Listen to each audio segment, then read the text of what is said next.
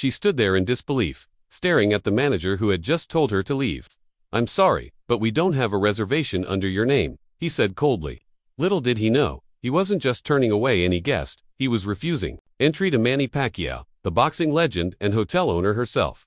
If you enjoy stories about shocking moments of disrespect turned into powerful lessons, hit that like button right now. Subscribe to our channel for more incredible real-life stories that'll leave you speechless. And drop a comment telling us what you would have done in Manny's shoes. Now, let's dive into this unbelievable story that'll make you think twice about judging people by their appearance. Manny Pacquiao had just finished a grueling training session and decided to check on one of her newly acquired hotels incognito. She deliberately dressed down in simple clothes, worn jeans, a plain t-shirt, and a baseball cap pulled low over her eyes. No designer labels, no flashy jewelry, nothing that would give away her status or wealth. She wanted to experience the hotel as an ordinary guest would, to see how her staff treated regular people when they thought no important eyes were watching. It was a test she had planned carefully, one that would reveal the true character of those she employed. As she drove her modest rental car toward the gleaming high-rise building, she felt a mixture of excitement and apprehension, wondering what she would discover about the establishment bearing her name. The hotel stood majestic against the skyline, its glass exterior reflecting the golden sunset. Manny pulled into the parking lot, choosing a spot far from the entrance rather than the VIP section she was entitled to use. She took a deep breath, slipped her sunglasses on, and grabbed a small overnight bag, walking toward the grand entrance. She noticed how the doorman's eyes briefly scanned her appearance before looking away without offering assistance.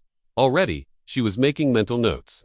The lobby was bustling with activity, elegantly dressed, guests checking in, bellhops rushing with luggage carts, the soft piano music creating an atmosphere of luxury. No one paid any attention to the modestly dressed woman who approached the front desk with quiet confidence. The contrast between her simple attire and the opulent surroundings couldn't have been more stark.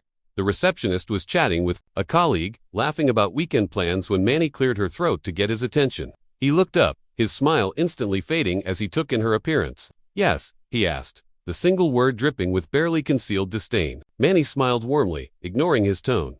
"Good evening. I'd like to check in, please." The receptionist's eyes narrowed slightly. "Do you have a reservation?" he asked, his fingers hovering reluctantly over the keyboard. "No, I don't," Manny replied, "honestly, but I was hoping you might have a room available for tonight." The change in the receptionist's demeanor was immediate and dramatic. His professional facade cracked completely, revealing the ugly prejudice beneath. "Without a reservation, I'm afraid that won't be possible," he said, not even bothering to check the system. "We're fully booked." Manny could see through the blatant lie immediately. She had checked the hotel's availability herself that morning. There were at least 20 rooms unoccupied. "Could you please check your system?" she asked politely.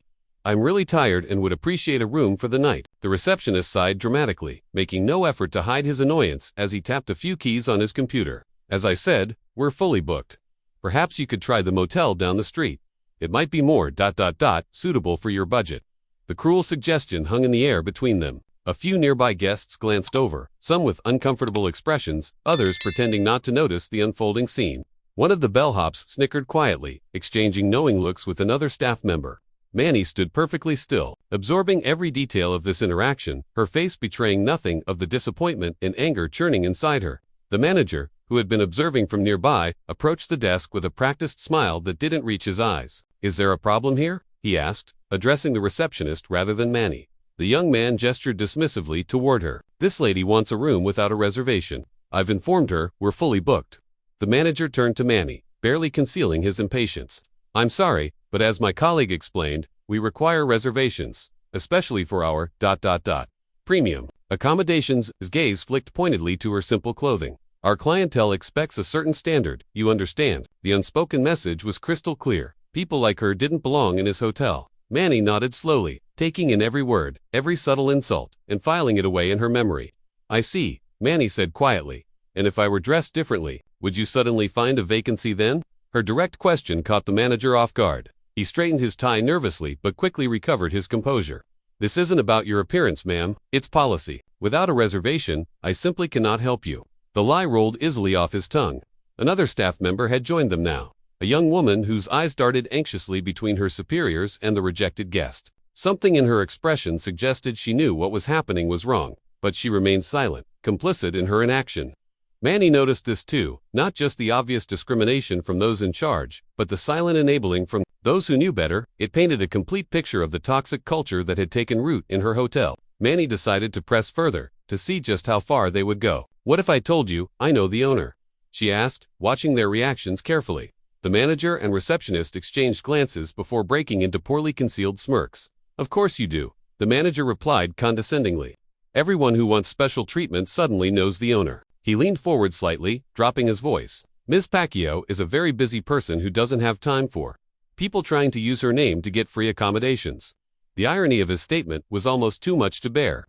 Here he was, defending her from herself, while simultaneously betraying everything her brand was supposed to stand for. The receptionist was now openly smiling, enjoying what he perceived as putting an imposter in her place. What happened next would later become legendary among hotel staff everywhere. Manny reached into her pocket and pulled out her ID card, sliding it across the counter without a word. The manager glanced down dismissively, then did a double take, his face draining of color. His hand trembled as he picked up the card, comparing the photo to the woman standing before him. The receptionist, noticing his boss's sudden change in demeanor, leaned over to look. His smug smile vanished instantly, replaced by an expression of pure horror. "Miss Pacquiao," the manager stammered, his voice barely audible. We didn't recognize you." The lobby had fallen silent, as if everyone present could sense the dramatic shift in power that had just occurred. Some staff members were frantically whispering to each other, while others stood frozen, awaiting the inevitable fallout. Manny reclaimed her ID card with calm deliberation, her eyes never leaving the manager's face. "Clearly," she replied, her voice steady and controlled despite the anger she felt. "Tell me something. If I were just an ordinary person needing a place to stay tonight, would I deserve the treatment I just received?" The question hung heavily in the air. No one dared to answer. The young woman who had been watching silently earlier now looked on the verge of tears. "This hotel bears my name," Manny continued, her voice rising slightly. "When people stay here, their experience reflects directly on me, on my reputation, on everything I've worked for." She looked around at the assembled staff, some of whom couldn't meet her gaze. "Every person who walks through those doors, regardless of what they're wearing or how much money they appear to have, deserves respect and dignity." The next 9 minutes were the longest of the manager's professional life. Manny asked for the hotel's office to be opened immediately. Once inside, she made a series of rapid phone calls to her business team. Staff members in the lobby could only watch anxiously through the glass walls as their futures hung in the balance. Inside the office, Manny's expression remained stern as she outlined exactly what had happened to her chief of operations over the phone. The manager stood against the wall, his earlier arrogance completely evaporated, replaced by the dawning realization that his career was effectively over. He attempted to interrupt several times with explanations and excuses, but Manny silenced him with a raised hand. There would be no justification for what she had witnessed: the discrimination, the elitism, the cruelty that had been displayed toward someone they thought couldn't fight back. Precisely 9 minutes after she had revealed her identity, Manny emerged from the office with a decision that would send shockwaves through the hospitality industry. The entire staff had been gathered in the lobby at her request. Some looked confused, others terrified, a few defiant. Manny stood before them, somehow commanding the room, despite her casual attire. Effective immediately, she announced, her voice clear and unwavering, "Every person in a management position at this hotel is terminated." Gasps echoed through the lobby. Additionally, all front desk staff who were on duty today will be let go. The receptionist who had treated her so poorly earlier now stared at the floor, his face ashen. "I will not have my name associated with an establishment that judges people based on their appearance or perceived wealth. That is not what I stand for, as an athlete, as a business person, or as a human being." What Manny did next surprised everyone. Instead of simply walking away from the chaos she had created, she addressed the remaining staff, the housekeepers, maintenance workers, kitchen staff, and others who hadn't been part of the incident. "For the rest of you, I offer a choice. Those who wish to be part of rebuilding this hotel's culture may stay. We'll be bringing in new management with clear values about how all guests should be treated." She looked directly at the young woman who had seemed uncomfortable during the confrontation earlier. "Sometimes, not speaking up when you see something wrong makes you part of the problem. This is your chance to be part of the solution instead." The woman nodded, tears in her eyes. Manny continued, "The hotel will close for 2 weeks for retraining. During this time, all staff who remain will continue to receive their full salaries." It was a gesture that demonstrated not just her business acumen, but her understanding that many of these workers couldn't afford to miss a paycheck. News of the mass firing spread quickly throughout the hotel industry. Some criticized Manny's decision as too harsh, arguing that she should have given the staff another chance. Others praised her decisive action, seeing it as a powerful statement about the values that should underpin the hospitality business. What no one could deny was that the story had struck a chord with people far beyond the world of luxury hotels. It resonated with anyone who had ever been judged by their appearance, dismissed because they didn't look like they belonged, or treated as less than worthy of basic respect. In the days that followed, Manny received thousands of messages of support from people sharing their own experiences of discrimination. The incident had clearly touched a nerve, highlighting an uncomfortable truth about how society often determines a person's worth based on superficial factors rather than their character or humanity. The hotel reopened exactly 2 weeks later, just as Manny had promised. The transformation was remarkable, not in the physical appearance of the building, which had always been impressive, but in the atmosphere that greeted guests. The new staff had been personally vetted and trained according to a set of principles Manny herself had helped develop. Every guest as a VIP became the establishment's new motto, prominently displayed behind the reception desk. The young woman, who had silently witnessed the original incident, was now the hotel's new assistant manager, promoted not despite her initial silence but because of how she had embraced the opportunity to do better. On opening day, Manny arrived dressed exactly as she had been when she was turned away: jeans, t-shirt, and baseball cap. This time, she was greeted warmly, without a hint of judgment or disdain. What happened at the hotel that day sparked a movement within Manny's entire business empire. She implemented a mystery guest program across all her properties, where individuals from all walks of life would visit and report back on their treatment. Staff never knew when they might be serving the owner or one of her representatives. The results were tracked meticulously, with bonuses and promotions tied directly to how well employees treated every single guest, regardless of appearance. The strategy proved remarkably effective. Within a year, customer satisfaction scores across all her hotels had increased dramatically. The properties became known not just for their luxury and amenities, but for their genuine warmth and inclusion. Manny had transformed a humiliating personal experience into a powerful business innovation that set her establishments apart from competitors, who still catered primarily to visibly wealthy clients. The story of Manny's hotel takeover became a case study in business schools, exploring the relationship between leadership values and company culture. Students debated whether her response had been proportionate, whether mass firing was the most effective solution, and how leaders should handle discovering toxic behavior in their organizations. What many found most compelling was how Manny had used her power not just to punish those who had wronged her personally, but to create systemic change that benefited countless others.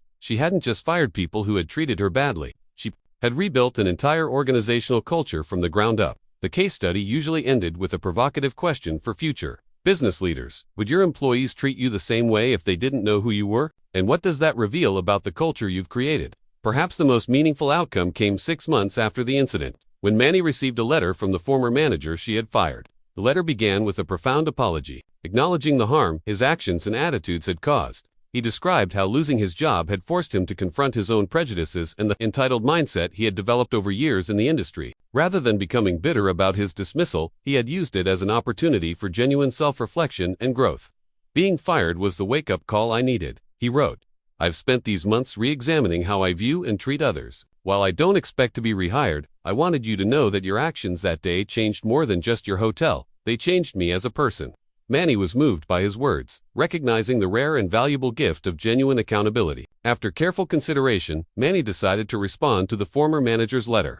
She invited him to meet with her, not at the hotel where the incident had occurred, but at a simple coffee shop where they could talk as equals. When he arrived, nervous and uncertain, he found Manny already waiting, once again dressed in casual clothes, rather than the business attire he might have expected. Their conversation lasted for hours, moving from awkward beginnings to a surprisingly deep discussion about privilege, perception, and the invisible barriers that divide people. By the end, Manny had offered him something unexpected: not his old job back, but a position in her company's new training program, where his first-hand experience of learning and changing could help others recognize and overcome their own biases. It was a decision that some questioned, but Manny stood firm.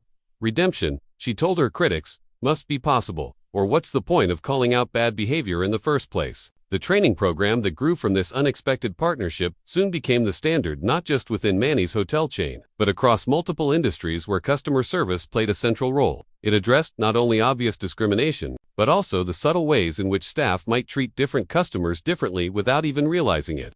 Participants were challenged to examine their own implicit biases and given practical tools to ensure they provided consistently excellent service to everyone. What made the program uniquely effective was its dual leadership: Manny's vision and business expertise paired with the former manager's powerful testimony about his own journey from entitlement to awareness.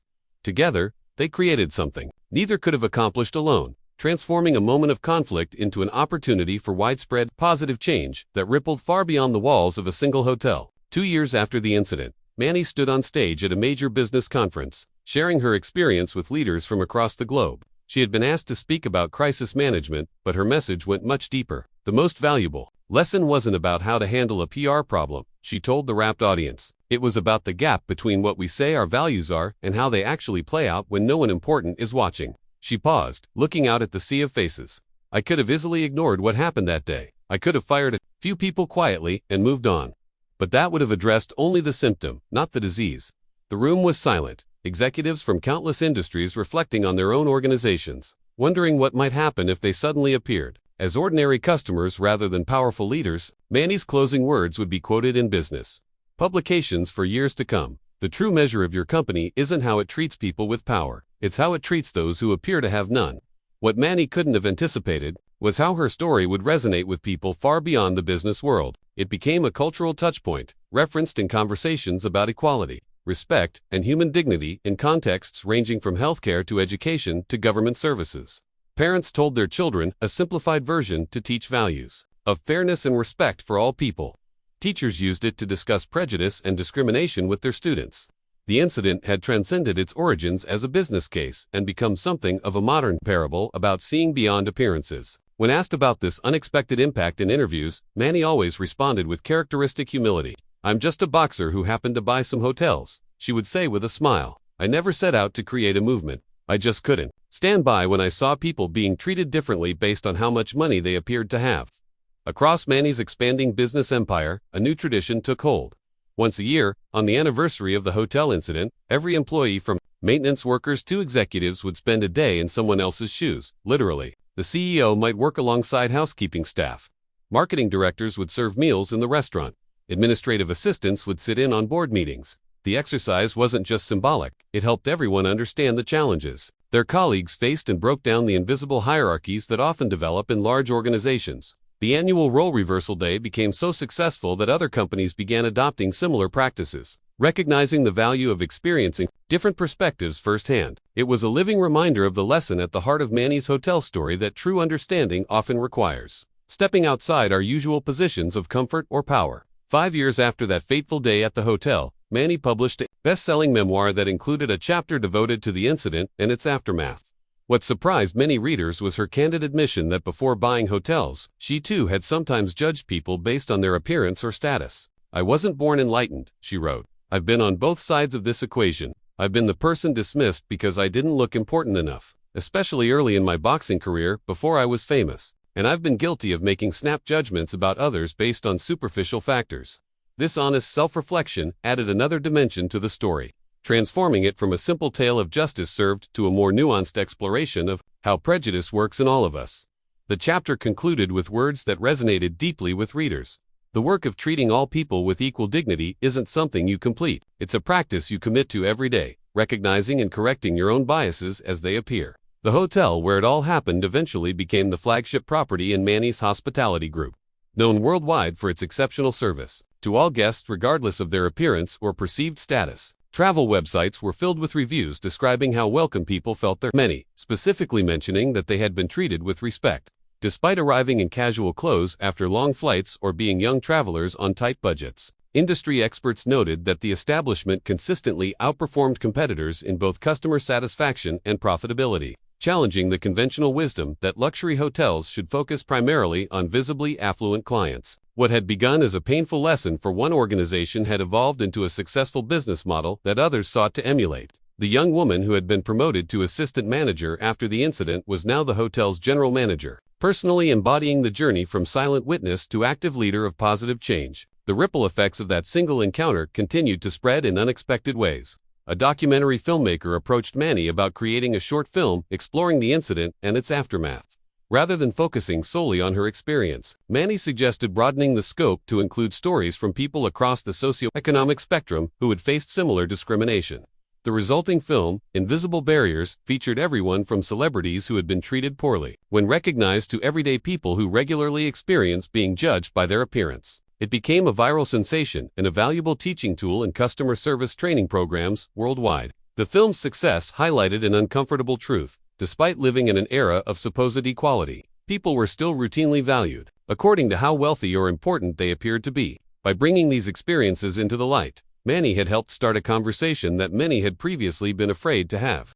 During a routine visit to one of her hotels, 7 years after the incident, Manny noticed a new employee nervously serving guests at the front desk. The young woman was clearly in training, checking with her supervisor frequently as she learned the registration system. What caught Manny's attention was how carefully the supervisor emphasized treating each arriving guest with equal warmth and attention, regardless of their appearance.